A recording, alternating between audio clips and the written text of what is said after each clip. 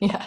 So you'll have to let me know if you hear the buzzing in the background, because in the last podcast, I had to mute myself. I had the lawn people here at my house. Now my neighbor across the street, who usually has his weekend project that he works on, it's a ridiculously gorgeous day today, and maybe he has a day off. I don't know. But he is using his chainsaw to carve out these like totem pole tiki figurines out of palm trees, and he sells them. It's like this crazy and very interesting, very creative hobby, but it's like a loud chainsaw going outside of our house. You should ask him if you can video him and then put it into this video. It's going to be intermittent, because he'll chainsaw for a little while, and I guess it's kind of like ice sculpturing. You see people like ice sculpturing with the chainsaw, and yeah, it's. I guess we could tie it into our topic today about like actually building your ideal private practice, right? Whittling it down and all of that. So yeah, so it won't be too loud. Maybe he'll like go get lunch or something. So if you're watching the video, you get to see all the behind the scenes footage, if you will. So Kate and I are going to kind of talk through this podcast just a little bit before we just jump in. We decided to throw this in. Kate had been wanting to do this, but we don't have anything planned about it. We haven't talked about it, so we're going to talk about it a little bit. So I know, Kate, that you were putting about the perfect group practice. I think we should like just talk about like creating a practice, just so we can be more inclusive. What do you think? Well, I had wanted to have this focus more on the journey of like finding a space and all of the challenges that you run into, and like what you need to do in order to prepare for that. So it's not necessarily how to start a group practice. It's really how to find the perfect location for your group practice, like what you need to do in preparation, and different tips, and just kind of sharing a little bit about my journey, because it's not been an easy process, and this is not my first rodeo. I've done it twice now, and 8 years ago when I was looking for the perfect over 8 years ago when I was looking for the perfect office space, I was in a very different stage of my group practice development than I am now. So there's like differences, and that's what I thought we would talk about today, is just really that journey. Yeah, no, that's what I'm saying, is like change the title. I just changed the title to the private practice office space, because that's what you're really talking about. Right? Yeah, office space. Cool. Yep. Awesome. Okay, let me just put that. I updated already. Great. So let's see. Cool stuff. Okay. Want to just get started? Yes, and this will actually be the last podcast of the year. So our sponsor, let's check and see. Hold on, let me pull up the list here. There we go. Okay, got our sponsor. That we have 2 Gusto back to back. Is that accurate? Yeah, because we're not. But it should be the last 2 weeks. What's that? But it should be Gusto then Therapy Notes. How many Gusto have we had? Okay. So you guys are getting a real behind the scenes 3 of like figuring it out. 4. Yeah, it should be Therapy Notes, and Therapy Notes will be number 8. Okay. All right. So we'll just copy it. We'll update it later when we're not live. So Therapy Notes. Got it. All right. So we're going to set a timer again, huh? No, we didn't, but we're well, that's good. We've been doing well. We haven't had to edit anything. We're not it doesn't have to be perfect. If there's mess ups, people can listen, and it's more entertaining that way. So yeah. I have to make it just a weird, funny comment. So I'm looking at myself in the screen, right? And it's weird. I don't know if it's my lighting, but I almost feel like my nose is like crooked this way. I want to be like not on center. It's probably because of like where the camera is. Yeah. Yeah, maybe, or where the lighting is. I would assume. How it is. I don't know. Anyway, that's what I'm noticing. I'm just trying to pull which script I'm doing for Therapy Notes. There it is. Copy. So this will be number 8 for okay, got it.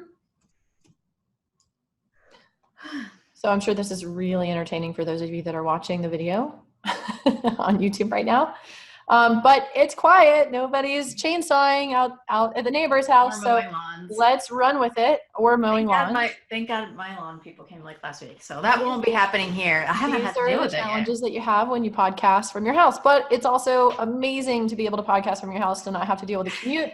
I didn't have to waste an hour getting to Katie's and an hour coming back, which, I mean, usually I'll listen to podcasts or books on tape, so it's not a waste of time, but it is time consuming. So we made yesterday more frequently. You were at your office, even though you weren't podcasting, you had to deal with paint fumes. So oh my gosh, it's never a dull moment. Yes, at my group practice, they were painting the offices in the middle of the day, like our actual front door to our lobby, and you walk into the lobby and you get like paint on your hand. And I've got 2 clinicians on the team who are very pregnant right now, so breathing in paint fumes for pregnant women is like not okay. Not that it's okay for any of us non-pregnant people or clients. It was very unpleasant, so I had to deal with that. It's never a dull moment. Hence why you're moving from that office, which we're going to talk about. So why don't we take a 5-second break and we'll get started. Okay, sounds good. Let's dive in. Oh wait, let's do a picture though, real quick. All right. Okay, ready? Got it. All right. Got to get that picture. Okay. All right, let's get that 5 seconds. Here we go. Hey there, Startup Nation. Welcome back to another episode of the Private Practice Startup Podcast. I am one of your hosts, Katie Lemieux. Hey, everybody. It's good to be back. Nice to have you listening. This is Dr. Kate Campbell. You know, Kate, one of the things that I know that people who podcast do, they talk about like what episode. We've never talked about like this is actually episode 117. 117, you guys. Like, how is that even possible? I don't even know. It's crazy. It's still mind-boggling that we're over 100 at this point. Yeah, so that's exciting. I mean, we've been doing this for over 2 years and got the system down, and it's a lot of fun to podcast, and we meet some great and amazing people. I know that we've been podcasting this morning for the last 2 hours, and we got to talk to Gordon Brewer, we got to talk to Travis Hornsby, and I even learned something from our podcast. Actually, I learned something about you last episode. I didn't realize that you got all your, have to do the whole student loan thing. So it's kind of like... in the world of 2 therapists who do couples counseling, we encourage, the couples to really know more about each other, and that you don't know everything. Kate and I have known each other for over 12 years. And look, I learned something new about our work marriage. Do we do some love map cards the next time we hang out? Oh my God, that would be so much fun. We should totally do that. #Gottman. #Gottman. So anyway, Startup Nation, thank you for joining us here today. If you're new to Startup Nation, we want to say welcome you. You are now part of the family, and you're probably wondering what the heck are we talking about this morning or this afternoon or evening or whenever you're listening to us. But we really like to just make it super casual, because we used to be super structured and robotic before, and that just didn't work for us. So we like to just make it more casual. But if you are brand new to us, you are part of our Startup Nation family, and you are our VIP. And we have a gift for you. Actually, there's several gifts you could choose from, but we just want to highlight one gift for you today. Head over to privatepracticestartup.com. Check out our resources tab. On the resources tab, you are going to see our attorney-approved, customizable attorney-approved private practice HIPAA form, and that is our gift to you. If you're in private practice or aspiring to be, you need paperwork. So you want to make sure that you cover yourself and have peace of mind in your paperwork. So that is right under the resources tab, right on our website. Let's see. So Kate is our guest. I didn't even announce that yet. So Kate is our guest, and I'm actually going to be interviewing Kate. And our topic today is how to find the perfect private practice office space. So, well, I'll let Kate share all that. So, but before we do that, why don't we go ahead and jump into our sponsor, and then we'll get started on our topic. Sounds good. Yes, I'm excited to be here. Actually, it's been a long time since you've interviewed me on our podcast. Remember when we did those solo episodes a long time ago? It's been a really long time. So Katie's looking at me like, what are you talking about? Solo episode? We interviewed each other? Yeah, I think we interviewed each other like way long time ago, maybe a year and a half ago or so. So we interview each other on. I think it was like our biggest struggles and the things that we've learned the most. And it was like more of a reflective experience. So this is going to be fun to be talking about the journey of finding the perfect private practice office space. And I'm going to talk a little bit about my experience with that. But before we do that, let's take a quick break from our sponsor. Today's sponsor is Therapy Notes. When it comes to keeping your practice organized, you want to have a software that's not only simple, but the best. And that's why we recommend Therapy Notes. Their platform lets you manage notes, claims, scheduling, and more. Plus, they offer amazing unlimited phone and email support. So just when you have a question, they're right there. They've got your back, and they're happy to help. So if you head over to our show notes page, you'll be able to get 2 free months of Therapy Notes today. Just use the promo code PPS, as in Private Practice Startup, when you sign up for the free trial at therapynotes.com. And if you want to learn more about Therapy Notes, you can head over to episode 54, where we had Brad Pleiner, and we really did a deep dive into their whole platform. And they really give us a good understanding of why their practice management software is trusted by over 60,000 professionals. So definitely check out the link on our show notes. Use the code to make sure that you get the 2 free months. That's PPS. And thank you, Therapy Notes, for being our sponsor and for what you do.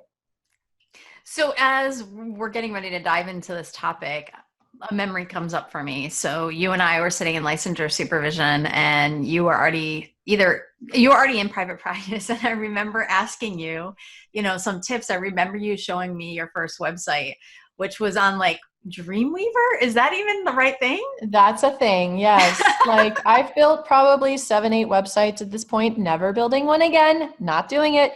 And the first website that I had was built on Dreamweaver, which if you guys think WordPress is complicated because of code, Dreamweaver is like a whole nother animal. Yeah, it was a terrible looking website compared to my standards now, but it was a website. Hey.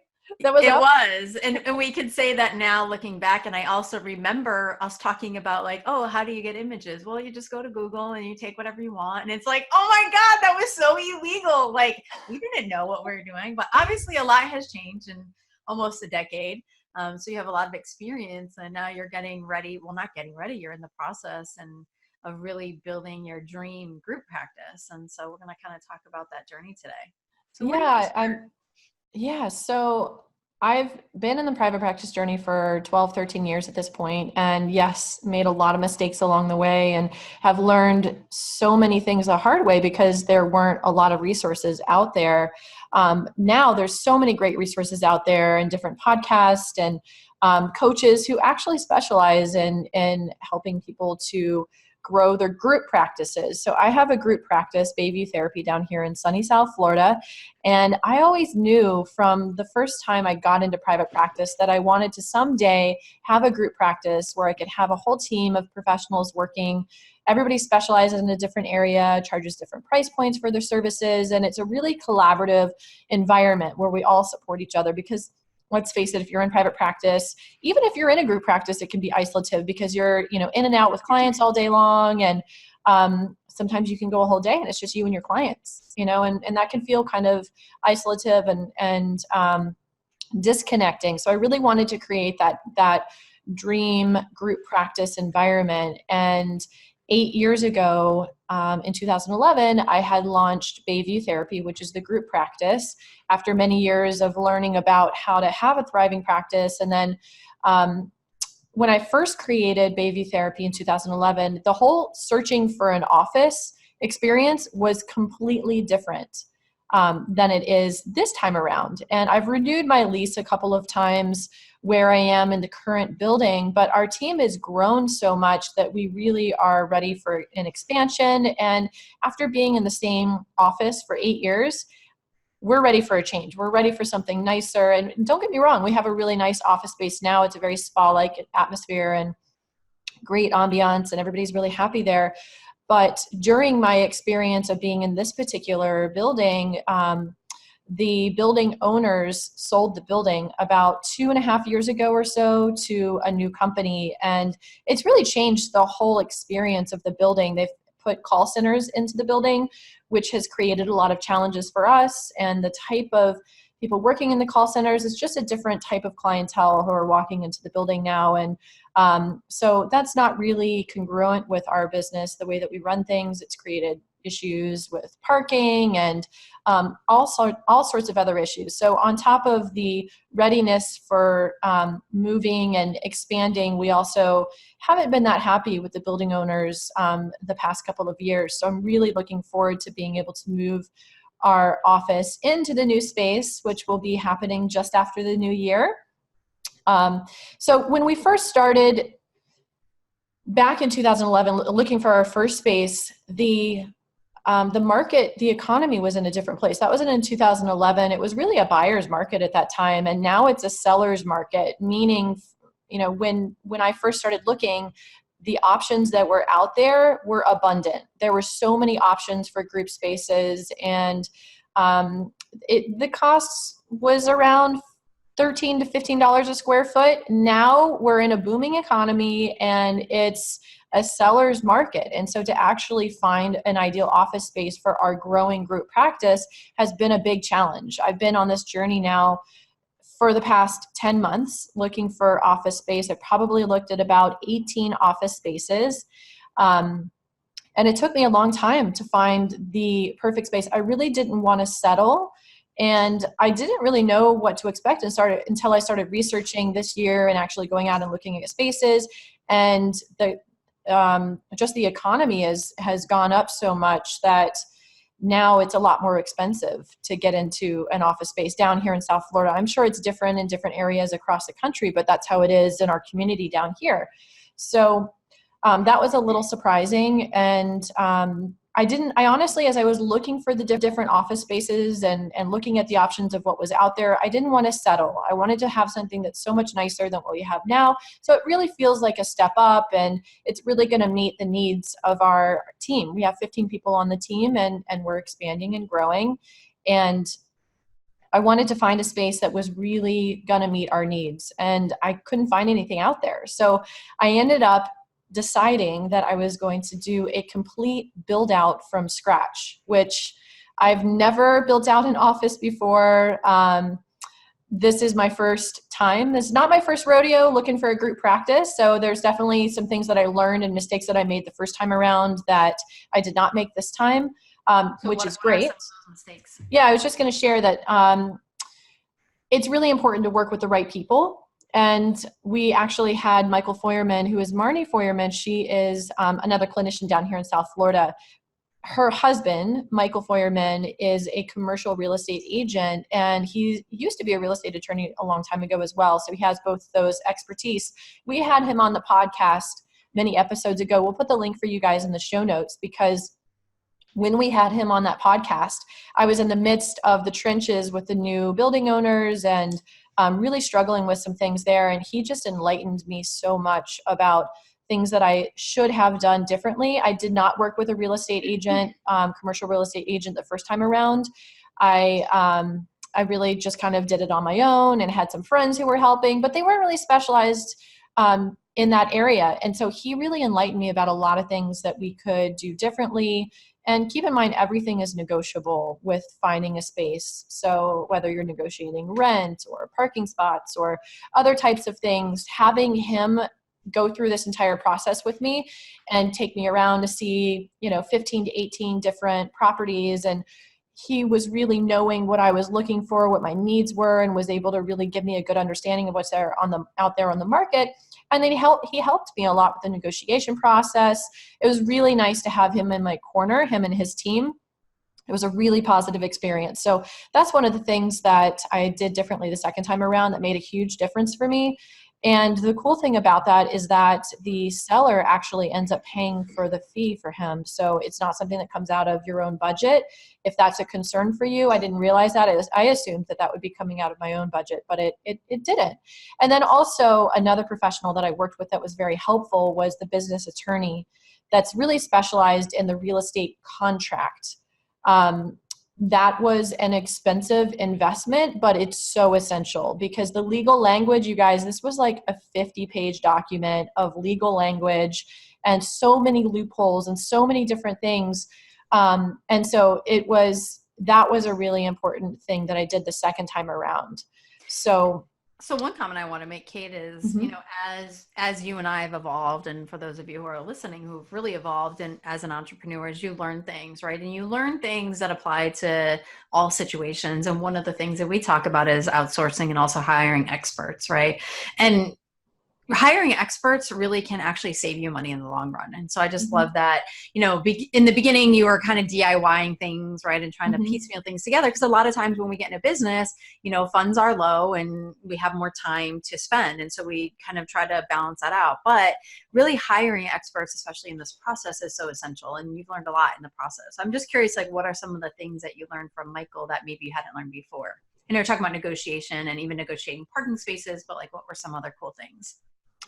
Oh gosh. I mean, there's just so many little details like in the contracts of things. And I don't have any specific ones off the top of my head, but there was a lot of things, a lot of little details that may have been overlooked, or I might have just agreed to way beyond just the finances. This is just about like different ways that I'm protected, that our practice is protected.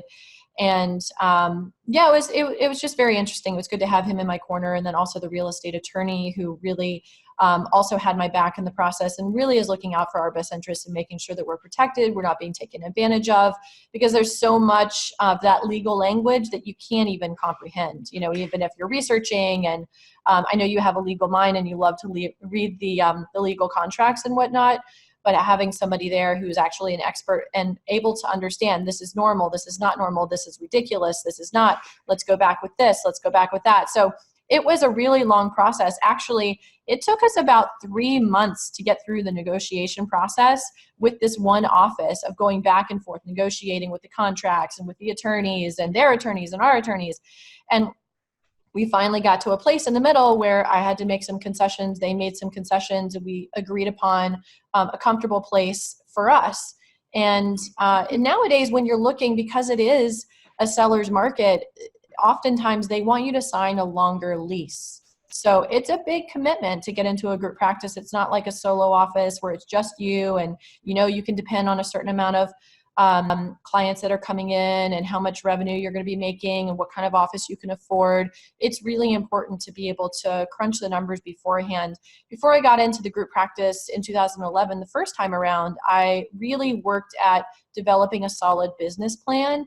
I crunched the numbers. I had all of that information. But now, since we have a thriving group private practice and I have an established business and I know what those numbers are, of how many clients are coming in the door, how many referrals, how many sessions the therapists are seeing, I'm able to look at those numbers and use that information to inform how big of an office can we get, what can we afford.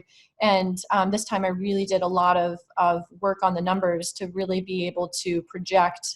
And growing the private practice this time around has been a really big commitment. And there's a lot of risk that comes along with that. Actually, to be honest, it's our overhead expenses just for rent went up by 60%. And they weren't cheap beforehand, but now they're really expensive. And that was very anxiety provoking for me to look at and work the numbers and rework the numbers. And the way that I've set up our private practice and the business model is I wanted to be really, really fair for the clinicians and to be able to meet them where they're at, because every practice has a different business model and a lot of people come with the percentages. And what we do is we just charge a flat fee when the therapists have sessions, when they see clients.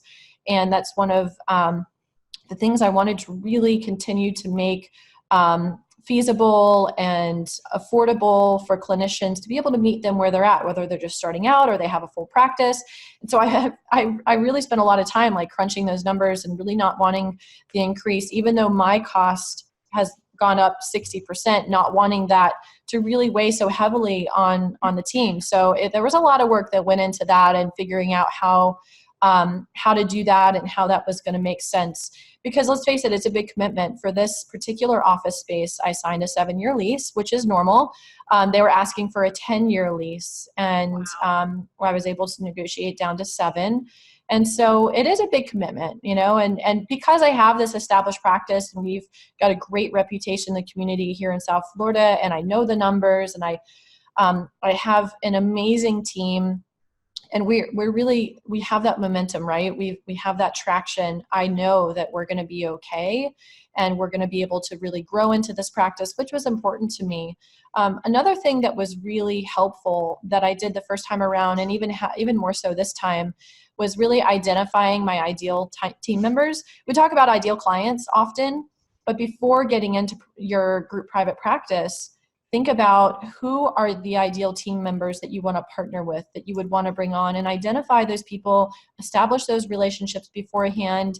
And really, that is such a great part of having the foundation, because otherwise it can be really scary just creating this whole group practice, and you might get into the place of being desperate and, accepting people who want to work at the practice, but maybe you don't feel like they're a great fit for your culture. And that's a mistake that I made the first time around, is bringing some people on that really turned out to be not a great fit, because I was worried about being able to pay all of the expenses and high overhead and everything that goes into running a group practice, because there's a huge marketing budget. There's a lot of factors that just aren't a part of solo practitioners. So when you identify your team members, and you really have those relationships established before launching, it really helps you know more of what to expect, and can reduce some of that anxiety. And it makes it more of like a calculated risk. So you're not just being super risky of,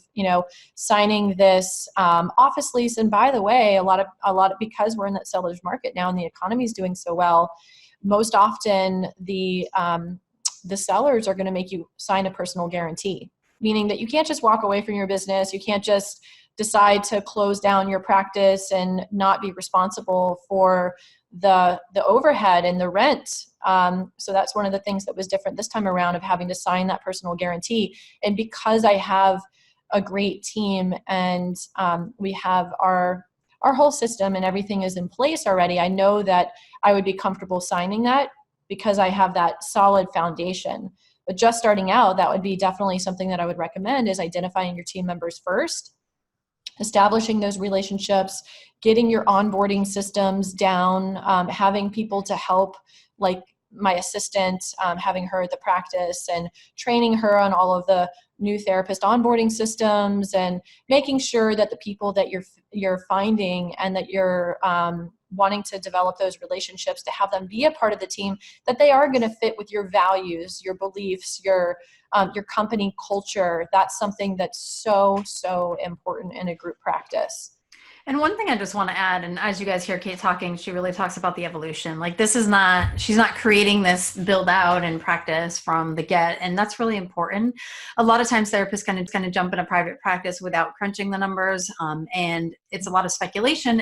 And also too, if you really haven't grown a business, you don't know really how long it takes. So it's okay to start out small. It's okay to rent a room. And then really understanding like what it is that you can do in your business to be able to grow into that. And like you heard Kate talking about, is then she had the actual numbers, she had the actual data.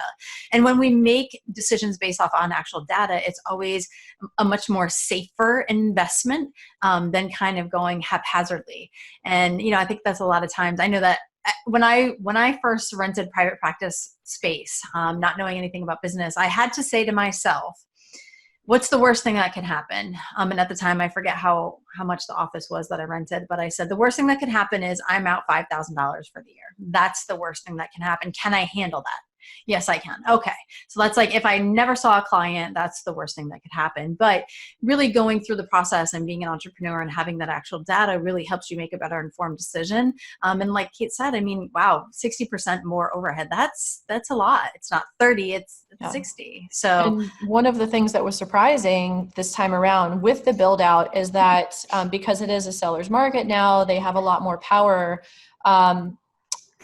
I was able to negotiate a budget for the build out, but a good portion of that budget for the build out, for the cost of actually building and doing the construction and working with the architects and going through the permitting process, that comes out of my pocket. So I also had to configure that. Not only did the cost go up 60%, but there's a huge expense for the actual build out. And that's not even talking about furniture and decorations and artwork and all of the design aspects and elements that go into a private practice. So, but when you're looking at a long-term business, you can look at spreading those costs over time and really recouping, that investment over time. And this is, I'm really invested in our group practice. It's like a family on our team. And I love being able to have the best of both worlds with the private practice startup with Katie, and then this group practice and all of the ways that we're able to help our community down here in South Florida. So being able to look at the numbers financially is important, coming back to that, Katie, and then also looking at the numbers for space, because that was one of the things that Michael helped me with when we were looking at, we're looking at the office needs now, and my office is about 1,500 square feet now. We're expanding to 2,100 square feet.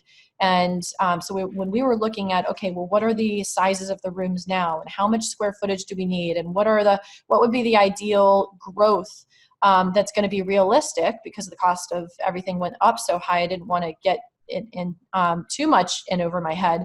And so having those numbers and then being able to work with architects who are specialized in being able to create the blueprints of the office and the foundation. And Katie and I last Friday were actually in the office doing some impromptu video recordings, actually in the framework. Yeah, our group practice was just a complete open shell condition, wide open space. Now they're putting the framework in there, and you can see they're starting to build out each office space, and you can kind of see the vision of that start to come together.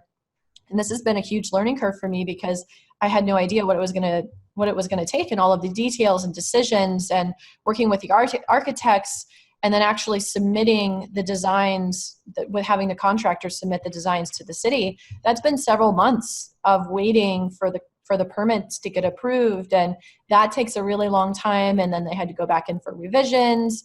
And then, there's just so many steps to this. So it's a huge process and a long journey. I've been working on this for the past 10 months. And it's really exciting to see it all coming to fruition now. And this past weekend, I was looking for office furniture. That's my favorite thing to do, is going out and looking for the actual design elements. I always say that if I, came back in another life, I'd probably be an interior designer, because I have so much fun with that aspect of being able to look at everything that's possible for the design and really creating just a beautiful spa-like atmosphere that everyone can feel so much more comfortable about coming to therapy, and looking at all the different furniture and artwork, and each room has a different theme to it, and then being able to expense it. That's the exciting part, right? So that always is a little bit, that's fun for me. So the next step really would be like hyping up the launch. Something that I've been doing has been, I've been doing Facebook Lives to kind of share the journey. I know I've been sharing that with Startup Nation. I'm sure some of you guys have seen those Facebook Lives of taking you actually inside the office and talking about my journey and some of the struggles. And so you can see the development of our dream group practice here. So doing some Facebook Lives, creating the hype, emailing your list. It's so important to have a list so that you can start to hype up all of the excitement about the new office. And if you have room for new team members, we've been onboarding some new clinicians in preparation for the growth, and also been making a lot of posts on social media and really hyping up that community, both online and locally here in South Florida, talking about it and sharing it with people. And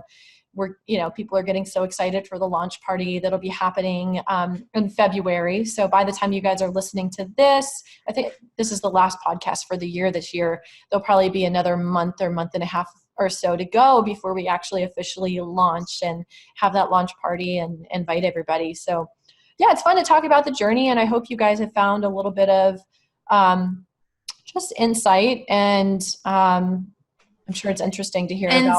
Yeah, so if you're actually listening to this and you are local and you want to be invited to the launch party, why don't you just email us, kate@theprivatepracticestartup.com, and we can assure that you get a special invite for the launch to come check out the beautiful space. And if you haven't been in Kate's office before or know her design, she's really awesome at creating spaces. So even just going in last week, like I could envision some of the things that she was creating, and she created a really new cool logo. Love the colors. And if you're watching on video, there's a lot of the colors are similar to the picture in the background. There's a lot of blue in Kate's life, I have to say, blue, turquoise, steel, wave type thing. So I could totally envision that as we walk through that. But Kate, what do you want people to take away from what you're sharing today? What's most important? I mean, it's really follow your dreams. If your dream is to have a group practice, if your dream is to scale your business in some way, it's totally possible. You know, there's a lot of help out there and a lot of resources that can help you make those dreams become a reality. Do the numbers, create the business plan, do the work on the front end. Don't just have that field of dreams mentality, which we talk about so often. You know, if I build it, they will come. That's way too risky. It's really important to really do the preparation work on the front end. You guys hear me talk about how this has been a 10-month process. I also didn't talk about the rebranding process we've been going through and really working on our systems and processes and increasing our marketing budgets in preparation for this expansion, because there's just so much preparation that I've been doing, having a whole new website. We've been investing in video and there's just so many steps that we've been working on for about a year in preparation for the actual launch of the new practice. So if you have a dream of, even if it's opening a solo office just by yourself, or opening up your private practice and joining a team, whatever your dream is, it's totally possible to do that. And you're going to have the best success if you do a lot of the work on the front end and really set that solid foundation for yourself. So when you're building the walls and the framework, and then you're choosing the design elements and all of that, your practice really stands the test of time, and you're able to really attract the clients that you love working with most. So yeah, I guess that would be the takeaway. So some of the key points you talked about today were creating a business plan first, knowing who those right team members are, and really kind of creating your ideal team member, finding the right group practice office space, working with the right professionals, outsourcing and really hiring the experts. It's well worth its weight in gold. Designing the ideal office, so what it's like to work with architects, designers, and things like that, as well as, well, once you're ready to launch and invite people to your new place, you got to hype it up, and you should be doing that as you go throughout your journey. So those are some of the #ninja tips that Kate just dropped on you guys in regards to building a private practice office space. And if you're feeling overwhelmed by this podcast, remember, the best way to eat an elephant is one bite at a time. So wherever you are in the journey, you're doing great. And just take one thing. If you could just take one thing from this podcast and apply it and implement it, perfect. So we hope you guys join us next week as we talk to Uriah Guilford. And I am stoked about sharing this podcast with you, because we're talking about, speaking of design, how to design your practice to run without you. So here we are talking about Kate building a group practice. Well, this podcast will be perfect for her, because eventually she'll probably be stepping away. But it's perfect for all of us. So we hope you guys join us next week as we talk with Uriah about that. And as always, we wanted to say thank you for allowing us to inspire you from startup to mastery. And we wanted to say have a great day, Startup Nation. Yes, it was so fun. So thanks for having me on in this capacity. I hope you guys really enjoyed it, and we'll look forward to seeing you on the next episode.